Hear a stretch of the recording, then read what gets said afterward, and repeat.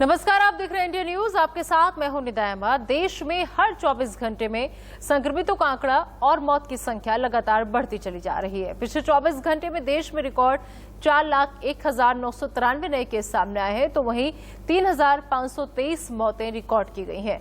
वहीं यूपी में पिछले 24 घंटे की बात करें तो रिकॉर्ड 332 मौतें दर्ज की गई हैं और राजस्थान में कोरोना के बढ़ते मामलों को देखते हुए लॉकडाउन बढ़ा दिया गया है। और इन सबके बीच कई राज्यों में आज से तीसरे चरण के वैक्सीनेशन की शुरुआत हुई है और इसे और कामयाब बनाने के लिए भारत में रूस की वैक्सीन स्पुतनिक वी की पहली खेप भारत में आ रही है।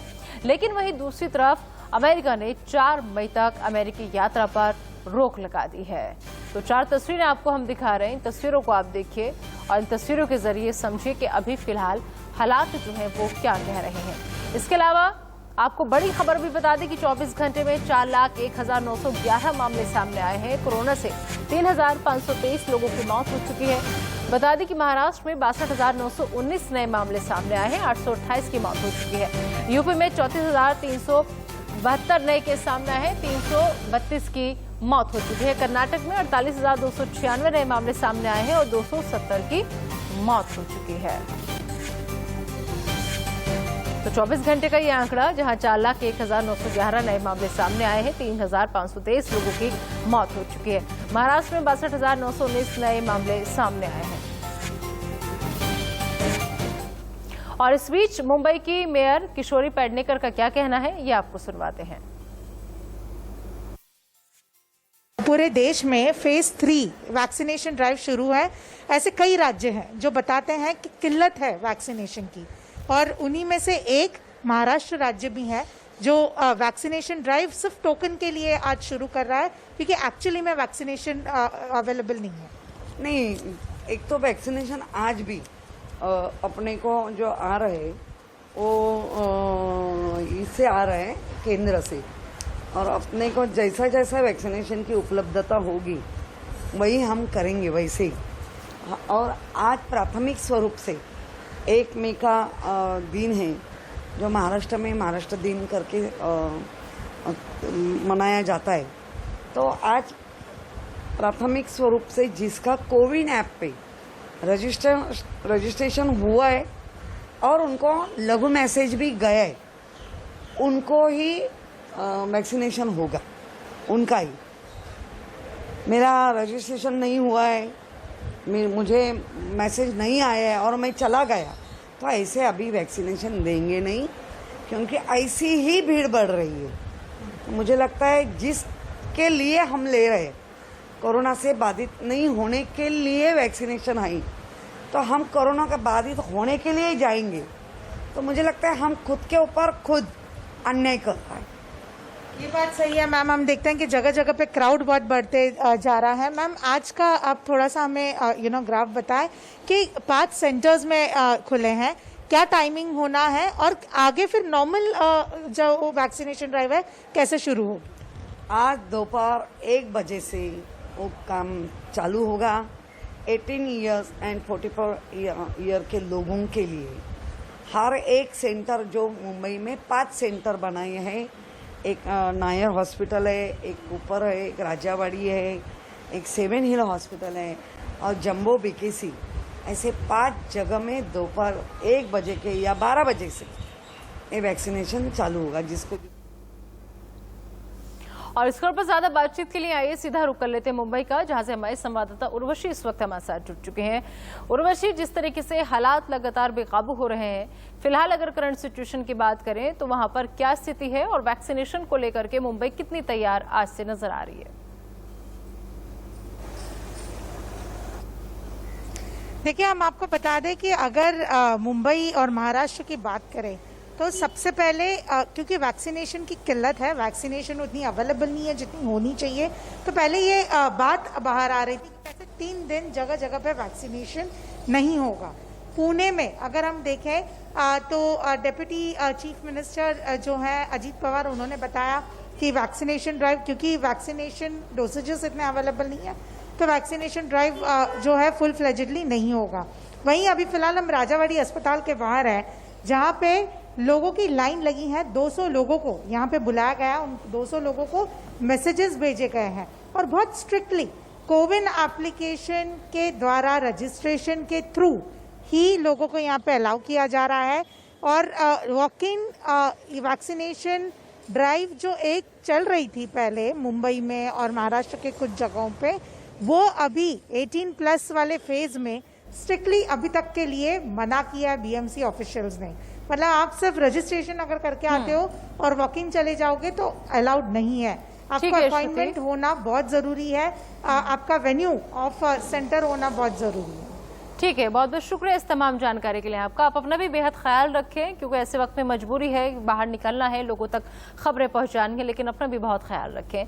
तो चलिए, डॉक्टर हमारे साथ जुड़ चुके हैं। जैसे कि लगातार इंडिया न्यूज आपके लिए लेकर आता है कोविड ओपीडी, जिसके जरिए हमारी कोशिश होती है कि आपके जो सवाल हैं, जिनको आप घर बैठे डॉक्टर से सलाह मशवरा चाहते हैं, आप वो सवाल हमसे पूछें। लगातार नंबर स्क्रीन पर हम अपना दे रहे हैं, आप उन नंबर्स को डायल कीजिए और जो भी सवाल है आपके मन में, डॉक्टर यहाँ मौजूद हैं, उनसे आप अपने सवालों का समाधान पा सकते हैं। नंबर लगातार फ्लैश कर रहे हैं 011 और 61362014 पर आप हमें कॉल कर सकते हैं और अपनी समस्या का समाधान पा सकते हैं। आइए मैं सबसे पहले आपका तारुफ डॉक्टर से करा देती हूँ। हमारे साथ डॉक्टर आशीष चौधरी, जो कि मैनेजिंग डायरेक्टर हैं आकाश हेल्थ केयर के, वो जुड़ चुके हैं। बहुत बहुत स्वागत है आशीष चौधरी सर आपका इंडिया न्यूज पर। सर, सबसे पहले मैं एक चीज समझना चाहूंगी, आप लोगों को सैल्यूट भी करना चाहेंगे, क्योंकि ऐसे वक्त में आप लोग, हम ही लोग हैं जो लोगों तक या लोगों की मदद के लिए खड़े हैं, फ्रंट लाइन वर्कर। लेकिन जो समस्या आ रही है लोगों के सामने, वो ये आ रही है कि अब नए नए लक्षण लोगों को नजर आ रहे हैं। लोग समझ नहीं पा रहे हैं कि आखिर हम करें तो क्या करें, या फिर इस बीमारी में, क्योंकि अगर नॉर्मल फीवर भी आ रहा है तो लोग इतने ज्यादा पैनिक हो जा रहे हैं, क्योंकि उन्हें डर है। चारों तरफ जो तस्वीरें देख रहे हैं, जो खबरें वो सुन रहे हैं, उसको लेकर भयानक मंजर देखकर वो लोग परेशान हैं। ऐसे में सबसे पहले मैं आपसे एक चीज ये जानना चाहूंगी कि अगर किसी को नॉर्मल भी फीवर है तो उसे कब तक टेस्ट कराने का वेट कराना चाहिए, या फिर तुरंत अगर हल्का सा भी फीवर आ रहा है तो हालात ऐसे कि तुरंत टेस्ट हमें करा लेना चाहिए? सिर्फ नॉर्मल फीवर पे एकदम से ये सोचते ना कि कोविड हो गया है, वो चीज नहीं करना चाहिए। हमें फीवर के बहुत सारे और कॉमन रीजंस हैं, कॉमन कारण है, उन चीजों को भी दिमाग में रखना चाहिए। और अगर ऐसे फैक्टर्स हैं जैसे फीवर के साथ साथ पेशेंट को सांस की दिक्कत हो रही है, या उन्होंने कभी उसका ऑक्सीजन चेक किया हमारा, या आसपास फैमिली में ऐसा मेंबर है जो अभी कोविड डिटेक्ट हुआ है और वो प्रॉक्सिमिटी में रहता है, तो फीवर लगातार 2-3 चलता जा रहा है, ऐसे केस में यस कोविड शुरू करना चाहिए। आज के जैसा माहौल चल रहा है, बट हाँ, सिर्फ छोटा एक फर्स्ट डे फीवर आया और फटाफट हॉस्पिटल में एडमिट होने के लिए आते हैं, आई थिंक वो सिचुएशन काफी है। लोग पैनिक में आते हैं, फिर हम उनको एग्जामिन चेक करते, सिम्टम्स पूछ के फिर डिसाइड करते हैं कि वाकई उनको कोविड टेस्ट की जरूरत है या नहीं है। क्योंकि जो सीरियस पेशेंट है कोविड के, जिनको एक्चुअली में हॉस्पिटलाइज की जरूरत है, अगर वो उनको बेड नहीं आएगा तो सिंपल केस में, अगर पैनिक मोड हॉस्पिटल में आए तो और मॉडरेट केस वाले पेशेंट्स को एंटरटेन नहीं कर पाएंगे। ठीक है, एक कॉलर हमारे साथ जुड़ गए दिल्ली से, उनका रुख कर लेते हैं। जी, स्वागत है आपका इंडिया न्यूज पर, पूछिए अपना सवाल, क्या जानना चाहती हैं आप? मैडम, मेरी ना प्रेगनेंसी है 3rd प्लस। मुझे 24 तारीख को मेरी रिपोर्ट आई थी, इसमें मुझे पता चला था कि मैं आरटी-पीसीआर मेरा पॉजिटिव है। वैसे मुझे कोई प्रॉब्लम नहीं है, मैं वैसे होम आइसोलेट हूँ, लेकिन मेरा ना जो टेम्परेचर है वो थर्मामीटर में 99.43 ऐसे आ रहा है। तो मुझे कंफर्म करना है कि ये फीवर में आता है या नॉर्मल टेम्परेचर में आता है। ठीक है, डॉक्टर आशीष।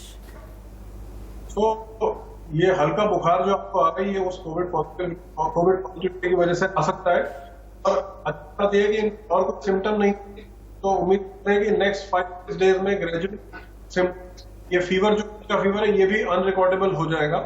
अपनी बेसिक जो ट्रीटमेंट है घर के हैं, और सिंपल जो क्रोसिंग टैबलेट है वो हम प्रेगनेंसी में भी यूजुअली ले लेते हैं, उस तरीके का घर का इलाज वो करते हैं। कहीं पर भी डाउट लगे कि आपका ऑक्सीजन डाउन हो रहा है या ब्रीथिंग इश्यू हो रहा है, तो डेफिनेटली आप प्रेग्नेंट है, इसलिए हॉस्पिटल का एडवाइस लेना जरूर है। बट जब तक कोई सिम्टम नहीं है और घर पे सारा मेंटेन्ड है, तो आप के बुखार घर पे सकते हैं।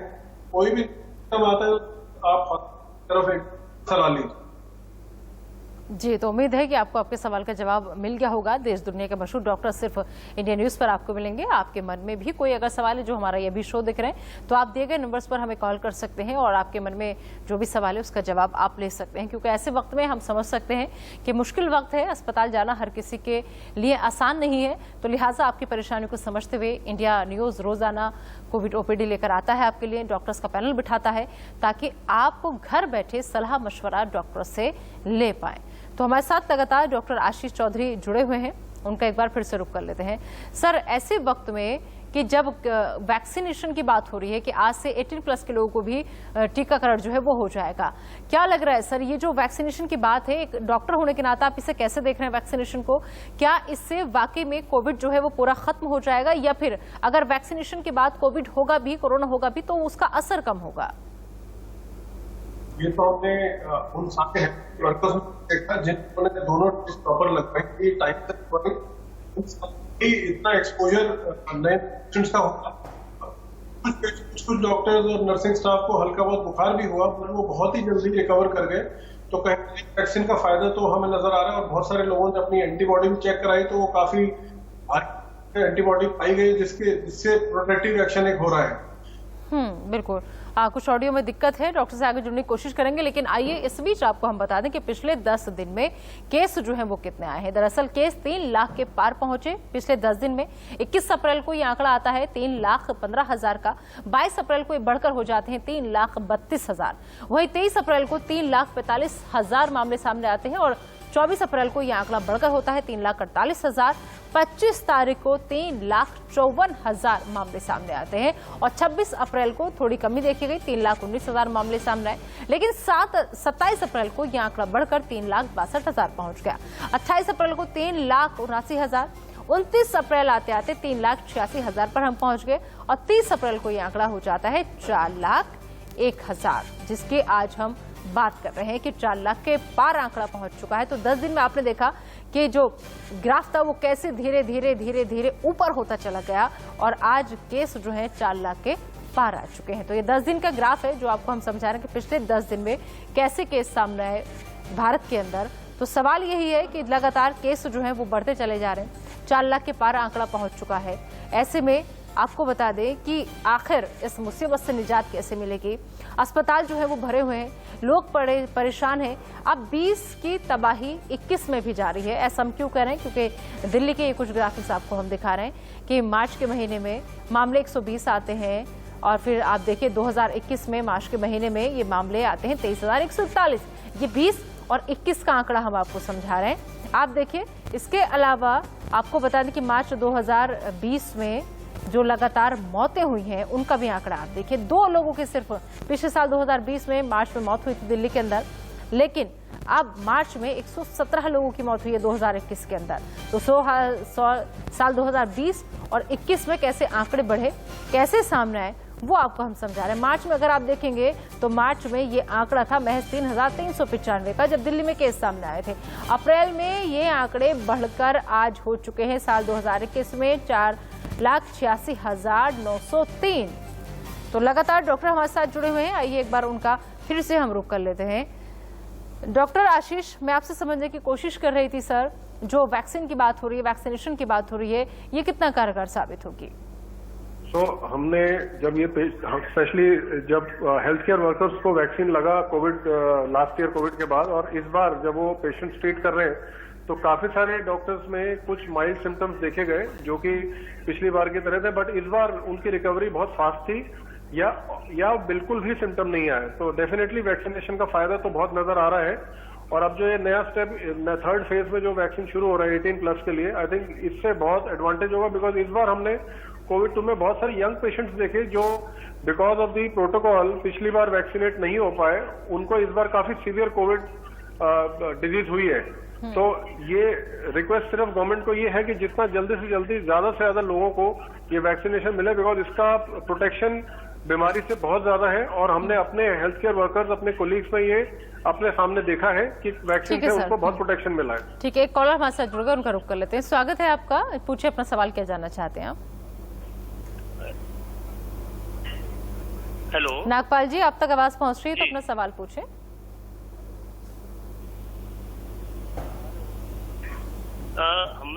देहरादून से मैं बोल रहा हूँ। जी। हम 4 लोग हैं फैमिली में। चारों लोग हम पॉजिटिव थे। 21 को हमारी टेस्ट हुआ था। मैं, बेटा, बेटी और वाइफ। बेटे का और बेटी का और मेरा तबीयत काफी ठीक है, और वाइफ थोड़ी सी थी, उनको कुछ ना खाना पीना हजम अच्छा नहीं लग रहा खाने को। दूसरा हमारा सवाल है कि हम कब टेस्ट कराएं कि हमें पता लगे कि हम कब नेगेटिव हो गए हैं। 21 तारीख को हमारी पॉजिटिव की रिपोर्ट आई थी चारों की। हम चारों के चारों होम आइसोलेशन में थे। I thanks to Uttarakhand all this medical people, doctor, जिन्होंने बार बार हमें फोन करके, उधर से फोन आता था हमें जानने के लिए कि आपको कोई और प्रॉब्लम तो नहीं है। ऑक्सीमीटर ये सब उन्होंने हमारे घर भेजा, मेडिसिन हमारे घर भेजी उत्तराखंड गवर्नमेंट ने। मैं उनका बहुत बहुत धन्यवाद करता हूँ। एक डॉक्टर साहब से मुझे ये आखिर में पूछना था कि ऑक्सीजन और प्लाज्मा, ये दोनों की कब जरूरत की वो पड़ती है? ठीक है डॉक्टर आशीष, वो पहले ये जानना चाह रहे हैं कि किस तारीख को पॉजिटिव हुए थे 4 लोग, तो अब वो दोबारा टेस्ट कब कराएं ताकि उन्हें पता चले कि नेगेटिव हुए या नहीं, और दूसरा ऑक्सीजन प्लाज्मा की जरूरत कब पड़ती है? तो जो पहला सवाल का जवाब है उसमें मैं ये कहना चाहूंगा कि नॉर्मली हम 2 वीक्स पूरे होने के बाद ही पेशेंट को रिकमेंड करते हैं कि रिपीट टेस्ट कराएं। अब जैसे इन्होंने बताया कि 2 मेंबर बिल्कुल नॉर्मल है और शायद वाइफ को सिम्टम्स थोड़े से ज्यादा आ रहे हैं या टेस्ट का और स्मेल का पता नहीं लग रहा है, उनको हम ज्यादा विजिलेंट तरीके से देख सकते हैं। उनकी सैचुरेशन यानी कि ऑक्सीजन कंसंट्रेशन हम देखते रहें। अगर वो 94 से कहीं नीचे ड्रॉप करती है तो डेफिनेटली उनको और ट्रीटमेंट का जरूरत पड़ेगा, या एटलीस्ट एक बार डॉक्टर की सलाह जरूर लेनी पड़ेगी या एक बार हॉस्पिटल जाना पड़ेगा। तो 2 वीक्स तक अगर कोई मेजर सिम्टम नहीं आता है तो 2 हफ्ते बाद वो रिपीट टेस्ट कर सकते हैं। या एक और सिंपल फॉर्मूला ये मान सकते हैं कि जब कोई बुखार, कोई सिम्टम 5 दिन तक बिल्कुल नॉर्मल फील करते हैं तो उसके बाद ये एक रिपीट टेस्ट करा सकते हैं। और सेकंड टाइम मान लिया कि 4 में से किसी एक का पॉजिटिव भी आ जाता है तो अक्सर ये देखा गया है कि अगर 5 से 6 दिन सिम्टम्स के हो चुके हैं, खत्म हुए, तो उसके बाद पेशेंट इन्फेक्शन को फैला नहीं पाता है, तो एटलीस्ट वो अपने घर के अंदर मूवमेंट आराम से कर सकते हैं। बट हाँ, बाहर जाना और नॉर्मल लोगों से बात करना, जब तक कोविड नेगेटिव रिपोर्ट हाथ में ना आ जाए तब तक वो अपने आप को आइसोलेटेड रखे। आमतौर पर विद इन 2 वीक्स ये नेगेटिव हो जाता है, बट हमने 28 डेज पे भी पॉजिटिव आता देखा है। उसका कारण ऐसा नहीं है कि उसमें वायरस अभी भी एक्टिव है, कई बार वो डेड वायरस भी टेस्ट पॉजिटिव दे देता है, but usually most of the patient में 2 वीक्स में ये नेगेटिव हो जाता है। जी ठीक है, तो 2 वीक्स जब हो जाए हाँ जी तब करा लेंगे। और सेकंड जो क्वेश्चन उन्होंने पूछा कि ऑक्सीजन की जरूरत यूजुअली तब पड़ती है जब किसी का सैचुरेशन 94 रूम एयर पे विदाउट किसी सप्लीमेंट के 94 या 92 से नीचे जाता है, तब हम हल्का ऑक्सीजन सप्लाई शुरू करते हैं। आजकल हमारे पास घर पे ऑक्सीजन कॉन्सेंट्रेटर्स भी हैं, तो अगर वो 1 लीटर या 2 लीटर की रिक्वायरमेंट जो कॉन्सेंट्रेटर से पूरी हो जाती है, उसमें भी अगर वो 94 से ऊपर मेंटेन कर रहे हैं तो वो घर पे ही रह के अपना ट्रीटमेंट खुद कर सकते हैं। और अगर उससे ड्रॉप करता है तो फिर डेफिनेटली हॉस्पिटल की ओपिनियन लेना बहुत जरूरी है। दूसरा, प्लाज्मा एक बहुत ही एक्सपेरिमेंटल कंट्रोवर्शियल ट्रीटमेंट है। सब में वो सेम इफेक्ट नहीं देता है और सबको अलग अलग स्टेजेस पे लोग देते हैं, बट यूजुअली हमने इस वेव में, सेकंड वेव में प्लाज्मा का यूजेज बहुत ही कम देखा है और उसमें इतना इफेक्ट या इतना बेनिफिट नजर आना कम हो गया, बिकॉज बहुत सारे पेशेंट्स मिले ही, डोनर ही बहुत कम थे, क्योंकि जो 4-5 महीना जो बीच में निकला उसमें कोई डोनर, एलिजिबल डोनर्स कम बचे, इस वजह से डोनेशन ज्यादा हुई नहीं और प्लाज्मा ट्रीटमेंट कम यूज हुआ है। ठीक है, अगली कॉलर और हमारे साथ जुड़ चुके हैं दिल्ली से, उनका रुख कर लेते हैं। स्वागत है आपका, पूछिए अपना सवाल, क्या जानना चाहती हैं आप? हेलो हेलो जी, पूछिए अपना सवाल, क्या जानना चाहते हैं? हाँ जी, ये एक्चुअल में क्या है, 3 अप्रैल को ये लगवाई थी वैक्सीन। हेलो जी जी, आपकी आवाज आ रही है, पूछिए। 3 अप्रैल को वैक्सीन लगवाई थी, तो अभी 7-8 दिन से जो है ना वो दाने दाने निकल गए शरीर में और खुजली होती है काफी। ठीक है डॉक्टर आशीष, ये किस वजह से हो रहा है? वैसे तो आप देखें 3 अप्रैल को लगाया और इनको एलर्जिक जो रिएक्शन ये बता रहे हैं वो अभी 5-7 दिन पहले ही हुआ है। यूजुअली अगर वैक्सीन से इंड्यूस होता तो फर्स्ट 2-3 डेज में ही ऐसे लक्षण दिखने चाहिए थे या फर्स्ट फ्यू आवर्स में ही आ जाता है। आमतौर पे जो किसी दवाई से या वैक्सीन से एलर्जी होता है वो पहले कुछ घंटों या 1 या 2 दिन में नजर आ जाता है। तो अगर ये सेकंड या थर्ड वीक में कुछ एलर्जी नोट कर रहे हैं तो वो कोई और कारण की वजह से भी हो सकता है, जरूरी नहीं है वैक्सीन की वजह से हो। बट क्योंकि ये बीमारी नहीं है और सारी वैक्सीन भी पहली बार इस्तेमाल हो रही है, तो इसकी लॉन्ग टर्म स्टडीज या लॉन्ग टर्म रिजल्ट्स तो अभी तक देखने बाकी हैं। बट अगर किसी को 3rd वीक में भी हुआ है तो नेक्स्ट टाइम जब ये अपनी 2nd डोज लगवाने जाए तो अपने हेल्थ केयर वर्कर को जरूर बताएं कि इस तरीके का रिएक्शन हुआ, और अपने प्रोफाइलेक्टिकली या प्रिकॉशन के सेक पे जो भी साथ में चीजें और लेनी है, या उस टाइम पे वैक्सीन लगवाते टाइम अगर एलर्जी एक्टिव है तो उसमें 1 आध हफ्ता और वेट करके उस एलर्जी को सेटल किया जाए और फिर जाके 2nd डोज लगवाई जाए। ठीक है, चलिए एक सवाल और आया था कि अगर किसी के सर में बहुत बुरा दर्द हो रहा है और आधे सर में पूरी रात गुजर गई, सर दिन भी निकल आया और मेडिसिन लेने के बाद भी अगर सर का दर्द नहीं जा रहा है, तो क्या ये भी कोविड का लक्षण हो सकता है क्या? वैसे हेडेक्स यूजुअली कोविड के लक्षण नहीं होते। हाँ, किसी को कोविड हो और उसकी वजह से उसको ब्रेन में इश्यू हो जाए या कोई साइड इफेक्ट हो जाए तो उसकी वजह से हेडेक जरूर हो सकता है। बट आमतौर पे किसी को फीवर या माइल्ड सिम्टम के साथ भी बॉडी एक्स होना और हेडेक होना, ये किसी भी फीवर का एक पार्ट हो सकता है। तो अगर नॉन स्टॉप हेडेक हो रहा है तो उस चीज को भी हम एज ए सीरियस लक्षण मान के उसको आगे इन्वेस्टिगेट जरूर कर सकते हैं। जी ठीक है, बहुत बहुत शुक्रिया डॉक्टर आशीष चौधरी, आप हमारे साथ जुड़े और आपने इतने अच्छे सवालों के जवाब भी दिए और कोशिश की हर वो जानकारी लोगों तक पहुंचाने की जो लोग जानना चाहते हैं। फिलहाल एक छोटा सा ब्रेक, लेकिन आप बने रहिए इंडिया न्यूज के साथ।